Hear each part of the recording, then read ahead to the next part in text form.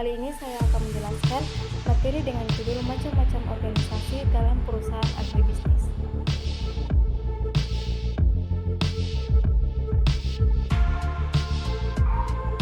Yang pertama itu fungsi manajemen agribisnis. Fungsi manajemen adalah untuk mencapai tujuan.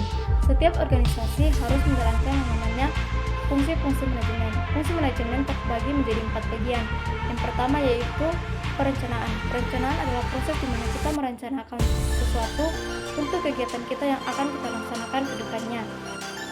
Yang kedua yaitu pengorganisasian. Pengorganisasian adalah proses di mana kita mendistribusikan kegiatan dan tugas-tugas serta mengkoordinasikannya sehingga tujuan kita tercapai. Yang ketiga yaitu pergerakan. Pergerakan adalah di mana kita memberikan motivasi kepada rekan kerja kita atau tim kita sehingga kita dapat bekerja sama satu sama lainnya. Yang terakhir yaitu pengawasan. Pengawasan adalah proses di mana kita mengawasi setiap proses yang akan kita jalani sehingga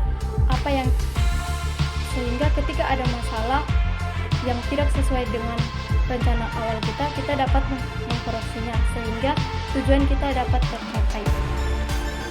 Selanjutnya adalah badan usaha agribisnis. Badan usaha agribisnis adalah organisasi yang bergerak di bidang bisnis yang berkaitan dengan sektor pertanian, mulai dari hulu hingga ke hilir. Agribisnis mencakup seluruh rangkaian kegiatan produksi, pengolahan, distribusi, dan pemasaran produk-produk pertanian. Agribisnis menjadi salah satu sektor pertanian ekonomi yang berperan penting bagi Indonesia, bahkan secara global. Agribisnis menjadi tulang punggung dan menopang keberlanjutan pangan. Selanjutnya yaitu koperasi petani. Koperasi petani adalah suatu organisasi yang didirikan dan dikelola oleh masyarakat untuk memperjuangkan kepentingan mereka secara bersama di bidang agribisnis dan pertanian.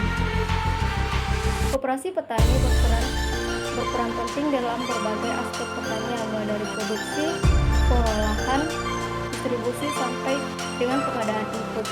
Tujuan utama dari koperasi petani itu sendiri adalah untuk meningkatkan kesejahteraan dan pengadaan ekonomi anggotanya. Selanjutnya yaitu macam-macam badan usaha. Macam-macam badan usaha terdiri dari 7 bagian. Di antaranya yaitu 1. Perusahaan perseorangan. Perusahaan perseorangan yang didirikan oleh satu orang yang mengelola dan menanggung seluruh tanggung jawab dan risiko yang ada. Yang kedua yaitu firma, adalah 2 atau 3 orang yang bekerja sama dalam mengelola perusahaan dan menanggung seluruh tanggung jawabnya secara bersama-sama.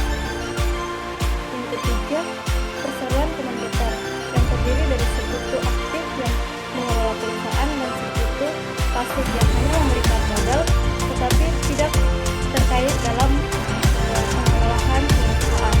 Selanjutnya yaitu koperasi. Koperasi merupakan organisasi yang didirikan dan dikelola oleh masyarakat setempat untuk mencapai kepentingan bersama dan kesejahteraan bersama.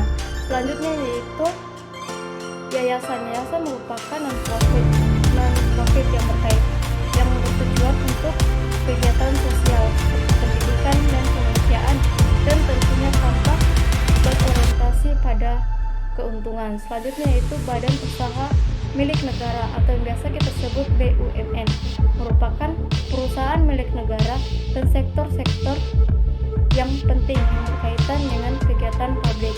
Selanjutnya yang terakhir yaitu badan usaha milik daerah.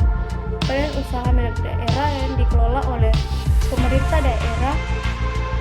Untuk selanjutnya yaitu bentuk badan usaha. Bentuk badan usaha terdiri dari 4, yaitu koperasi. Koperasi adalah organisasi yang dibangun untuk meningkatkan kesejahteraan bersama dan didasari oleh asas kekeluargaan.